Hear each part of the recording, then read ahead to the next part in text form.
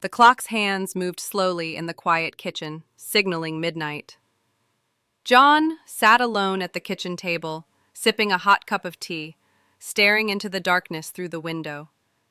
The house was silent, a silence shrouded in mystery, a silence John wished would last forever. Lately, silence hadn't been a loyal friend to John. The memory of a faint sound, like a strange moan, had echoed in his ears from time to time, as if coming from deep within the floor beneath his feet.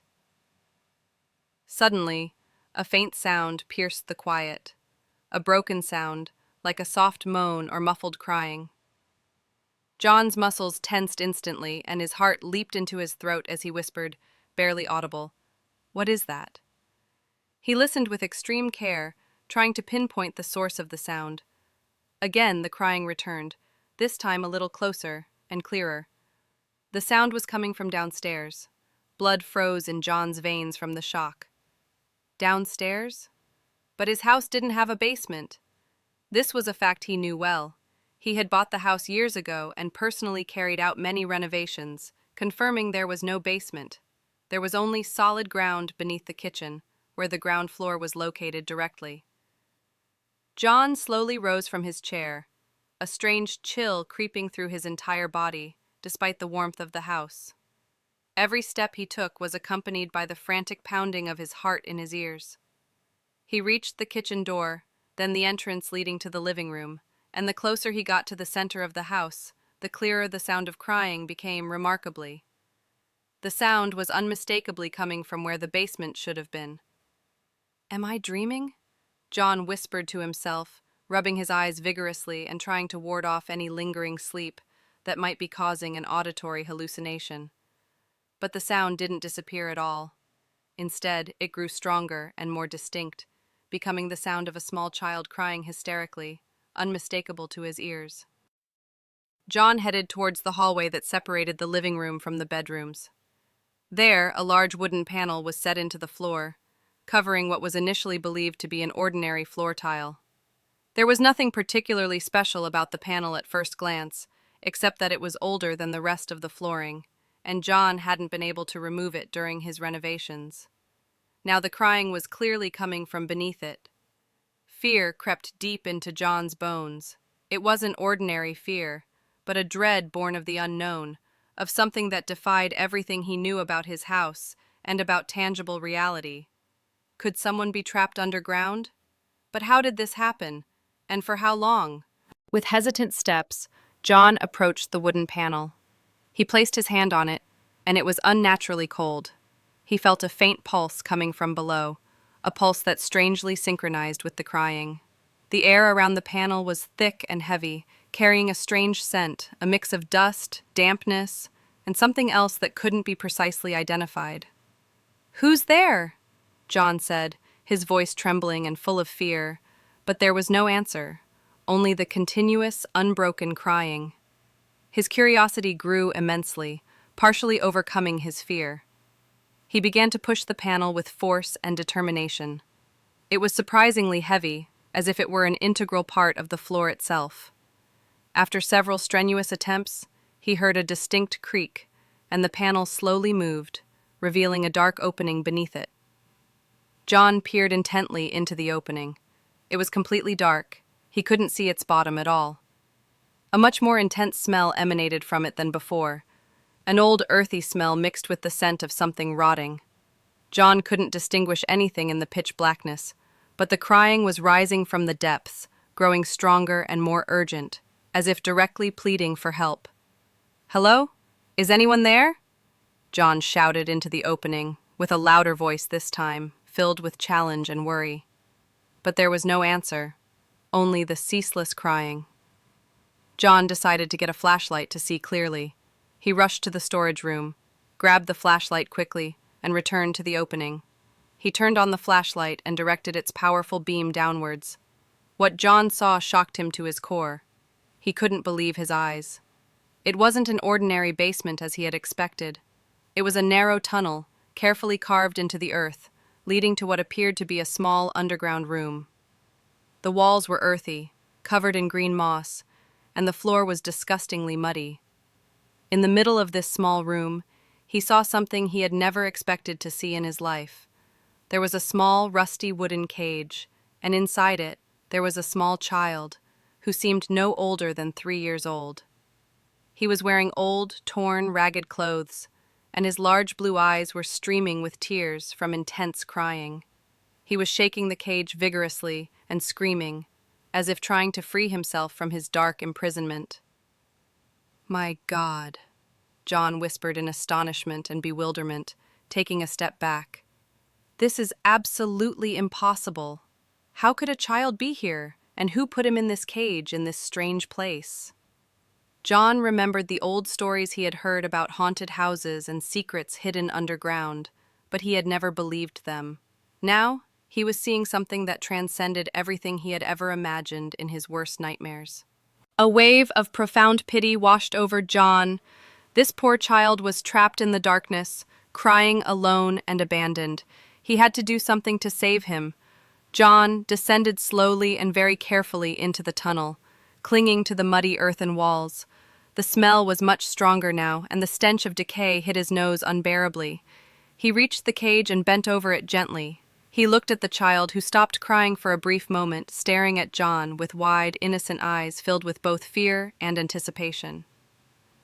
"Don't be afraid, little one," John said in a gentle and reassuring voice, trying to calm his terror. "I'll get you out of here." John extended his hand and tried to open the cage door. The rust had made it stiff and difficult to open, but John persevered with determination and resolve. After several strenuous attempts, the door creaked loudly and annoyingly as it opened. John extended his hand again and gently held the child. The child was very thin and fragile, as if any slight pressure would break him. John slowly lifted the child from the cage and held him tightly and tenderly. He felt warmth slowly returning to the small child's body, and he saw a small smile form on his delicate lips, even though his eyes were still filled with tears. "What's your name, little one?" John asked softly and kindly. The child didn't answer his question, but looked at him with innocent, wide eyes, as if he didn't understand the words being spoken. John ascended the tunnel with difficulty, carrying the child carefully in his arms. The journey was arduous and exhausting, but John felt no fatigue at all. All he could think about was saving this child and providing him with the necessary help as quickly as possible. When they reached the top, John gently placed the child on the clean floor. The child looked around with curiosity and wonder, as if seeing the world for the first time in his life. "I must call the police immediately," John thought to himself, but before he could take any further action, he heard another sound. A sound coming from the depths of the dark tunnel. It wasn't crying this time, but rather a faint whisper, echoing in the pitch blackness in a terrifying way. John's muscles tensed again in fear. He quickly placed the child behind him, firmly held the flashlight, and directed its beam towards the dark opening. "Who's there?" John shouted with a louder voice this time, filled with challenge and dread. Suddenly, the lights in the house began to flicker wildly and frighteningly. The furniture started to shake violently, as if an earthquake had struck the place, and John felt an enormous, mysterious force pulling him powerfully towards the dark opening. It was an irresistible force, a power that surpassed anything he had ever experienced in his life. John heard a scream coming from behind him. The child was screaming loudly, and his features began to change strangely, as if he was slowly dissolving into thin air. "No!" John screamed in despair, trying to resist with all his might, but he was too weak against this mysterious force. The tunnel was pulling him relentlessly downwards into the absolute darkness, into the endless unknown. The last thing John saw was the darkness swallowing him whole. Then everything faded and only silence remained. John woke up to the sound of his own sudden scream. He was lying in his bed, his heart pounding violently. "What happened to me?" he wondered in a hoarse voice filled with confusion. Everything in the room seemed normal. However, John felt something strange. He felt an intense coldness in the room, despite the mildness of the night. John got up and left the room. He went to the kitchen, where the lights were completely off. He saw the hot cup of tea he had been drinking on the table, but there was no other sign of anything unusual. John felt fear slowly creeping through his body. He looked for any sign or evidence of what had happened, but he found nothing at all. He returned to the bedroom and saw his bed completely empty, as if nothing had happened.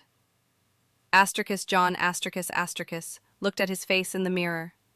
He looked very tired and pale. There was a faint smile on his lips, as if he was dreaming of something beautiful or remembering something pleasant. Was it just a dream?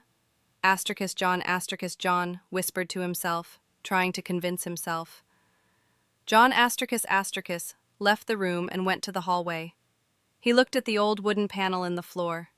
It looked completely normal, with nothing to suggest the presence of a basement beneath it. John placed his hand on the panel again. It was unnaturally cold. He felt a distinct faint pulse coming clearly from below, a pulse that strangely synchronized with a very faint cry. John froze in place. Could what he saw in his dream be a tangible reality? Was there really a secret hidden beneath the floor of his house? John looked at the wooden panel, then into the absolute darkness surrounding him from all sides. He felt an intense coldness creeping through his body, and a vague sense of dread squeezing his heart. John decided not to tell anyone about this strange dream or the feeling that had overcome him. It was just a dream. He had to forget it and erase its memory. But he couldn't. The faint sound of crying constantly echoed in his ears, reminding him of his house's secret, of the child who was crying in the basement that didn't exist at all. John couldn't sleep that night, nor the nights that followed. Every time he tried to convince himself that it was just a hallucination, the sound would return, fainter than before, but it was still there, deep within the darkness hidden beneath his house. A sound of crying, or perhaps a faint giggle from a child who was no longer innocent. One day, John disappeared. He left his house open, and his teacup was still on the table, warm, as if he had just left seconds before.